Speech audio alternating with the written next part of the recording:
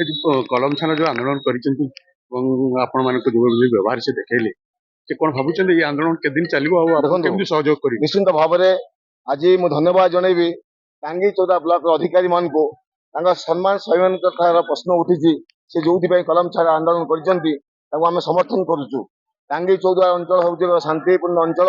ଆପଣ ଦେଖିଥିବେ ବିଗତ ଦିନ ମାନଙ୍କରେ ବିଜୁ ଜନତା ଦଳ ସରକାର ଥିଲା ଏବଂ ସରକାରୀ ଦଳର ମୁଁ ମଧ୍ୟ ପରାଜିତ ହୋଇଥିଲି ଥରେ 14ରୁ 19 ମସିହା କେବେ ଦିନ ପାଇଁ ଆସିନାହୁଁ କୌଣସି ଗଣ୍ଡଗୋଳ କରିଥିଲୁ କିମ୍ବା ତାଗିଦ କରିଥିଲୁ ଏବଂ ଆଇନ ବାଟ ଦେବାକୁ ଦଉ ଯୋଜନା ବାଟ ଦଉ କିପରି ଲୋକ ନ୍ୟାୟ ପାଇବେ ସେଭଳି କାର୍ଯ୍ୟ କରୁଥିଲୁ। ଆଜି ଯୋଉଭଳି ଘଟଣା ଘଟିଲା ତାକୁ ନିନ୍ଦା କରୁଛୁ।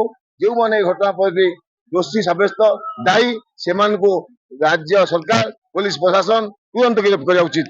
ଇଏ ଥିଲା ଆମର ଏଠି ପ୍ରଶାନ୍ତ ବେହେରା ଟାଙ୍ଗୀ ସାଲେପୁର ବିଧାୟକଙ୍କର ତାଙ୍କର ଯୋଉ ମତ ଏଇ ଯୋଉ ଆନ୍ଦୋଳନ ଆଜି କଲମ ଛାଡ଼ ଆନ୍ଦୋଳନ କରିଛନ୍ତି ସେ ଆନ୍ଦୋଳନକୁ ସେ ସହଯୋଗ କରିବେ ଏବଂ ତାଙ୍କର ଯୋଉ ତାଙ୍କ ବିରୁଦ୍ଧରେ ରାଜା ସ୍ୱାଇଁ ଆଉ ତାଙ୍କ ବିରୁଦ୍ଧରେ ଯୋଉଭଳି ବ୍ୟବହାର ଦେଖେଇଲେ ବ୍ଲକରେ ପଶି ଯୋଉ ଫୋପଡ଼ା ଫୋପଡ଼ି କଲେ ଏବଂ ଦବଙ୍ଗିରି ଦେଖେଇଲେ ତାକୁ ସେ ଆନ୍ଦୋଳନ ଭାବେ ସେ ନେଇଛନ୍ତି ଆଗାମୀ ଦିନ।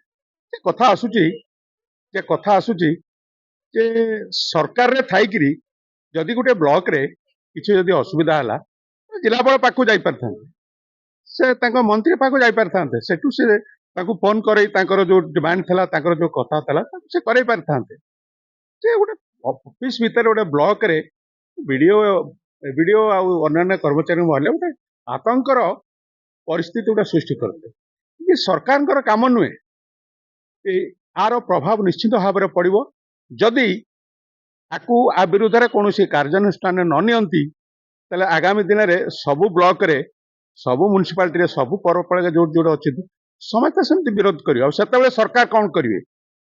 ତେଣୁ ଦୃଷ୍ଟାନ୍ତ ଭାବରେ ଗୋଟେ ପଦକ୍ଷେପ ନେବା ଦରକାର ଅଛି ସରକାରଙ୍କର ଯେ କୌଣସି ସରକାରୀ କର୍ମଚାରୀ ବା ତାଙ୍କର ଯୋଉ ଅଫିସରେ ପଶି ଏଭଳି ଯୋଉ ବ୍ୟବହାର ଦେଖିଛନ୍ତି ନିନ୍ଦନୀୟ ଘଟଣା।